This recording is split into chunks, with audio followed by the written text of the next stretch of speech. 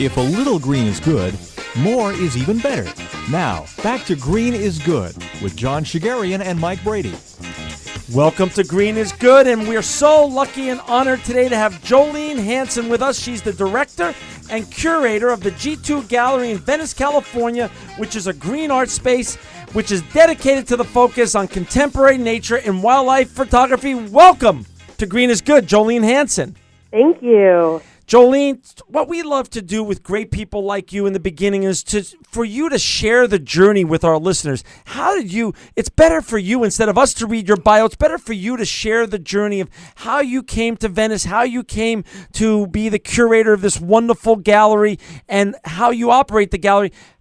Talk a little bit about your beginnings and the journey there. Absolutely. Well, when I was young and pursuing college, my personal dream was to pursue photography and possibly become one of those National Geographic photographers. Right.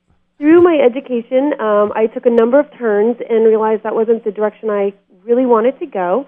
I ended up graduating with an associate's degree in photography, a bachelor's degree in art education, and from there went directly into managing a photography studio.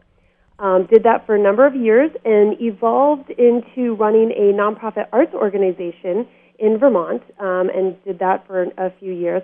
Really realized that management was something I was strong in, and my interest in photography and art as a whole was an area that I wanted to focus that management strength. Moved to Los Angeles. You can't fight the weather here, coming from the East Coast, and just fortunately found Dan and Susan Gottlieb, who are the owners of the gallery, the G2 Gallery, which I currently curate and direct. Met with them for a few interviews and obtained this position. And what we do here at G2 is we exhibit photography by National Geographic photographers as well as other nature and wildlife photographers, both locally and internationally. Our mission, I think is the best way to put it, our mission here is supporting art and the environment. So through exhibition, we actually give back to the environment. Our proceeds that we retain after paying out the artists for sales of their work, we donate the entire, all of the proceeds back to environmental charities. Wow. Now, was this a paradigm that you had seen somewhere else nationally, or is this a brand new paradigm that you're creating with regards to art and the environment? It is something that we have yet to find someone else who's doing what we're doing. We are owned by a couple, Dan and Susan Gottlieb. Dan is a hobbyist photographer, and Susan is an environmentalist. Combined, when they vacation, they always go to beautiful landscapes, and Dan takes pictures. And so that's somewhat of their passion, is that photography element with the environment. And so they, through a series of conversations, decided to open the G2 Gallery as a venue to exhibit photography, specifically landscape or wildlife photography, animal photography, because that's something that they're both very, very interested in. And Dan really felt that it was imperative to utilize the facility both as an education and community type of center for people to come and see this work, and also to give back to that environmental community to help continue in, saving our environment, really, and creating awareness as to our environment. And that led to us deciding to donate all of our proceeds. Now, Jolene, just a quick question. I grew up, born and raised in Los Angeles. Is this the same Dan Gottlieb that was... I believe he was the deputy DA for the county? Yes, it is. You're kidding. No. I'll be doggone. That is the same Dan Gottlieb, yes. Wow. So now, how long have you been running? First of all, for our listeners out there, Mike and I are on your website right now. What a talk about art. Your website is just gorgeous. And I want our listeners, if you've got your iPad or your laptop or you're in front of your desktop, go to see Jolene's beautiful website. It's the G2gallery.com. The G and then the number 2 gallery.com. It's a beautiful website. I mean, really, it's a piece of art itself. Talk a little bit about, Jolene, the environmental causes that specifically you and the Gottliebs are interested in and that you're supporting and promoting. Absolutely. There are a number of environmental causes, and there's a number of ways that we work with them. Locally here, we work with Heal the Bay, the Ballona Wetlands, and Audubon, California. We really feel it's important to bring in that local element, and we do that through a number of things from partnering exhibits. Currently, we have an exhibit, Ocean Wild, with photography by Brian Skiri, who's a world-renowned National Geographic underwater photographer. Wow. And that exhibit, we partnered with Heal the Bay, so any events that we host throughout the duration of the exhibit, we ask admission, and we completely give that admission back to Heal the Bay. Wow. As well as any proceeds from the sales from the exhibit, we'll be donating back to Heal the Bay. So that's a great example of locally. In addition to that, we work both nationally and internationally. We work with Earth Justice, the Sierra Club, Conservation International, and so many more.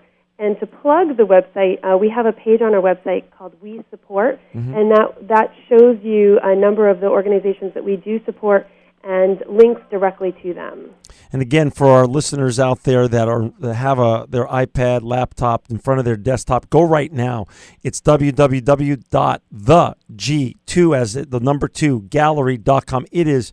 Mike and I are on it right now. We both have our separate electronic devices in front of us as we're speaking with you, Jolene. And this is just beautiful, showing the pieces of art. It makes the website itself just almost a beautiful frame for the art that you're exhibiting there. Well, thank you. Well, we are fortunate. We have phenomenal artists that we represent. Wow. So, given what you're doing and your mission, I'm just still fascinated by this paradigm. Are other art galleries contacting you and say, hey, we want to replicate this, or at least some of it? Is it now a paradigm with regards to the environment in the art community that others are going to replicate, you believe? I'm not sure on the replication. I will say there was one woman from the East Coast who was looking into building something similar, not completely identical, but similar. I've done a lot of research looking for other people doing what we're doing. Sure. And we are a unique venue. Nature and wildlife photography is a unique niche within photography, and it's not typically exhibited in that, quote, gallery world. Right. And so one of the great pleasures that we have is we're able to offer photographers exhibits that really, other than possibly natural history museums, they don't get those opportunities. And it's really exciting. It creates a new venue for viewers to come and see a different type of art, and it also creates a venue for artists to really push some of their own projects and through photography. And it says, as you said earlier, the G2 Gallery donates all the proceeds from art sales to environmental causes. And what I'm seeing here on the website, and I just want our listeners to hear this who don't have their electronic device open in front of them, donations since opening on March 8th, 2008, $512,454. Is that the real number, Jolene? That is a real number. That includes a number of things, the art sales as well as fundraising efforts. Yeah, unbelievable. This is just as Mike and I are just so pleased. This is just such a brand new paradigm shift in the art and the environment that we're just so pleased to be able to help showcase this wonderful concept in your wonderful gallery. Talk a little bit about, is there also any online sales for our listeners around the world? Because remember, we have listeners in China and Korea and UK, France, all around the world that listen on iTunes every week, and we get emails.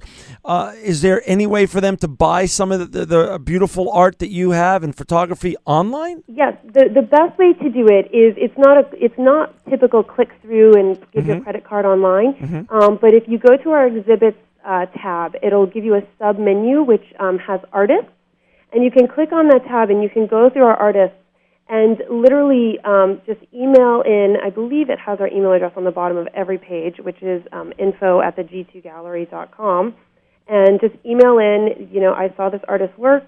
I'd like to order it, and our sales director will take care of you and get that purchase for you. Got it. Let me ask you this question. Besides the amazing amount of money, a huge sum of money that we just discussed, that you've already donated, that the gallery's donated $512,000 in just a little over 3 years, what other types of greening does the gallery do? What other types of green DNA does your wonderful gallery have? That's a great question, and there's a number of things. When we purchased the building, we went through a minor renovation project, but there were things, old carpeting and things that we had to take care of. And so when we went through that process, as we moved step by step, we really tried to think about, okay, what's the most sustainable material? What's the most ecologically friendly way to handle this situation? So, for example, we have bamboo floors, which I will plug the bamboo floors. They are amazing. I highly recommend people getting them. We have a lot of events and a lot of traffic, and they have held up. It's phenomenal how well they've held up. We use all no VOC paints. So the paints don't have that VOC, those chemicals in them, so that they're much more environmentally friendly for the environment. And I will admit we do paint a lot because as exhibits change, we have to fix up the walls, and so that's really important to us. In addition to that, we host a number of events here, and so any events that are our own events, we utilize environmentally friendly products. So if, for example, we need plates and cups and silverware, we use the wheatware and the corn cups, and we try to keep that to a really environmental standard. Lastly, I'm trying to think of all the other things we've done. Our housekeeping, we use green housekeeping, so all environmentally friendly materials for our green housekeeping. And we also have joined, there's two great organizations that we've joined. The Arts Earth Partnership, which is a green arts-related certificate program, basically, that allows you, it's really wonderful because it kind of has set a number of standards, and when you go through the process, you're forced to think about, wow, I need to do this. Wow, why aren't we doing this? And it really kind of helps you hone in on the areas you're not being as environmentally friendly as you could be and making those adjustments. The other one is the Green Chamber of Commerce, which is nationwide. Wow, that is just so really, this green and sustainability is really a DNA issue. It's not just about the art and it's not just about the charitable contributions, but truly, you guys are really, truly living it on a day-to-day basis. You're walking the walk and talking the talk. It's very true. My personal biggest pet peeve is no paper towels.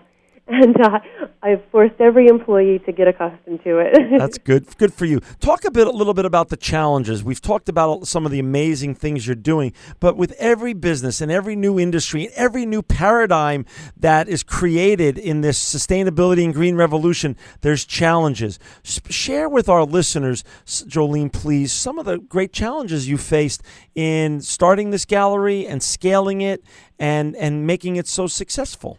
It's, there are so many challenges, especially along the level of being green, and when you're looking at business, and, everyone has a bottom line, and there are certain budgets which we need to fit within.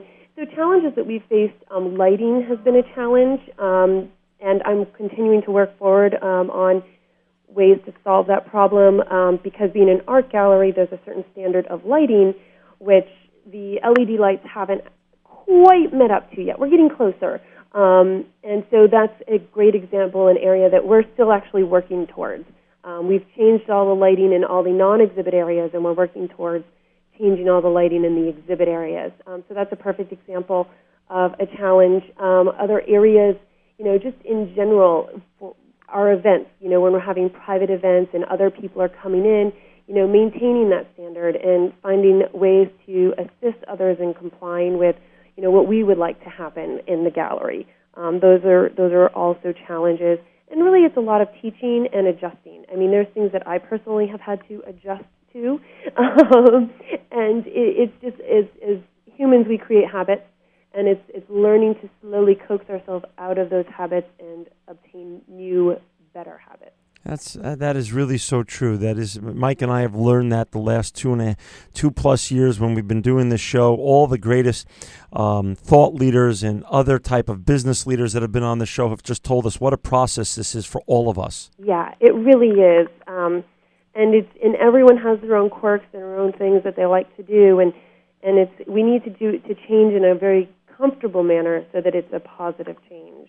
Well, one of the things we want to do right now, too, is give you kudos on your site. Both John and I really have just been enjoying while we're talking to you, Jolene. just looking through all of the different parts of your site, but especially if you want to see just about those bamboo floors that you're bragging about and just how good they look, take the virtual tour. And really, as far as looking at the website, Jolene, the lighting looks awesome right now. Even though the LED has not gotten, as you said, as far as it is going to go in the future, it really, what a beautiful, open, and very airy and inviting gallery. Thank you. We were really fortunate when we purchased the building and inherited it. It has a lot of natural light. We have skylights and we have really large windows that we've been able to cover with walls that still allow the light to come in. And it's one of the things that, as we were renovating, we really thought about how do we keep this natural light and yet protect the art and create more wall surface. And we are so fortunate. The building itself, the bones of the building are just fabulous, and it really gave us a great place to start to create this gallery. You know what I love. You know what I would love to know, and I'm sure our listeners would also. I'm looking at your, again, just gorgeous website. Again, for our listeners today, we're so honored and truly lucky to have Jolene Hanson, the director and curator of the G2 Gallery in Venice. Please go to her website, the G2 as the number 2 gallery.com. Buy some art, support their cause, and support the environment and the whole sustainability revolution in that whole process. Listen, you know, there's the world is big, and I'm sure the world of artists is just amazingly wide and diverse. How do you get to choose? How do you make those tough choices and determine the content of your exhibits? Because there's only 365 days in a year. How many exhibits do you have, and how then do you choose the art for those exhibits? It is very hard, and it's been an evolution process for us here at the gallery. When Dan, brought me on to the project, the first thing he said to me is, I want the best National Geographic photographers. So the first thing I did was make a list. Now, we could, if I live forever, we might actually make it through that list. Then we hope you do then. But, so that was kind of where we started. In addition to that, we started receiving so much interest from people within our community, people who had stopped in and they know someone. So we put together a jury application process, which actually you can access on our website, on our contact page. It says for jury application, download here. And so we do accept jury applications. So I kind of have my dream list, and then I have my jury applications coming in. And one of the things that I have to say kind of was amazing for me was about a year and a half into the project, some of the jury applications coming in were people on my dream list. And I was like, oh my gosh, these people want to come to me. Which was really exciting. It is very hard. The way that we really look at it, we look at it in kind of two different groupings. We look at our environmental issues or concepts that we want to address. We look at our organizations that we're working with, and we try to find ways to match things up. And once that perfect fit happens, it really works. For example, so nice. Our current exhibit with Brian Skiri is a perfect fit with our local organization here, Heal the Bay. We had an exhibit a few months ago with a fellow whose name is Garth Lenz. The exhibit is titled Boreal Future, looking at the issues of the boreal forest and the tar sands in Canada. And at the same time, the Sierra Club Canada was really working on a campaign to educate people about what's going on in that area. So, they both kind of fell into our lap at the same time. So there's that going on. We also have a series that we call Nature LA, which is local or Los Angeles County professionals working in personal projects in nature or wildlife. And a lot of those come through our jury application process because, again, we're getting those jury applications in, and they're people locally. Right. And one of the wonderful things about Los Angeles is it's a city filled with talent and passion, and through it we've been able to just find phenomenal photographers and start putting together that series. So it's tough. We have approximately, we're evolving in our calendar, but we have approximately 16 exhibit slots coming up next year, for example, and there's about 1,600 artists that I want to fill those slots with. So it is a tough process, which a lot of people, both Dan, Susan, myself, the staff here, and other people from the outside that we work with get to have input in on. Well, and for our listeners out there, again, the G2 Gallery's website, the g2gallery.com, is such a treat, Jolene, because, Mike and I are on it right now, and I'm just looking at some of your upcoming exhibits, the Poetry of Ice, Nature LA with the beautiful starfish highlighted. I mean, looking at the exhibits that are coming up just makes Mike and I want to drive down and go there right now. And also just looking, your past exhibits are on there, so it's such a beautiful compendium of all the hard work and wonderful work that you're doing there. It's just amazing. Unfortunately we're down to about the last 3 minutes or so, and I have a couple of last questions I want to get to because I know our listeners and Mike and I want to know. Do you, this is the hard one. Do you have a favorite exhibit that you've worked on? Ooh, that's almost impossible. There were a number of exhibits that just, the experience in itself were phenomenal. I worked with Robert Glenn Ketchum a couple years ago putting together his retrospective exhibit. Robert is very involved in Bristol Bay in Alaska and is involved in really saving land, and that exhibit was phenomenal to work on. Recently we did an exhibit with a fellow Jack Dykinga titled Native Lands, and it was an exhibit to correlate with a National Geographic article that he had done looking at native lands here in America and the return to original land use processes and applications and how that's making a difference in restoring our land. Those are just, two. There are millions. I mean, what's great about this job is every artist is phenomenal. They're great to work with, and the work reflects it. So it's hard to pick favorites, but, just the experience of working on the projects is always, every artist is a new experience, and it's like a new little enlightenment in life. Hey, share, now we're down to the last minute and a half or so. Give us two quick things. Your favorite anecdote that shows how all the hard work you do and, really spreads the great environmental message that we're trying to do here on Green is Good. And what are your plans for G2 in the future? More galleries, more exhibits? What's next? You got it. Well, some of my favorite anecdotes, it's really simple. People walking in the building and saying, "Oh, my God," or "I had no idea."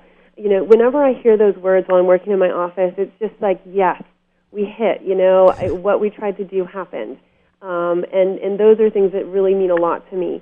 For the future, we have so much coming up.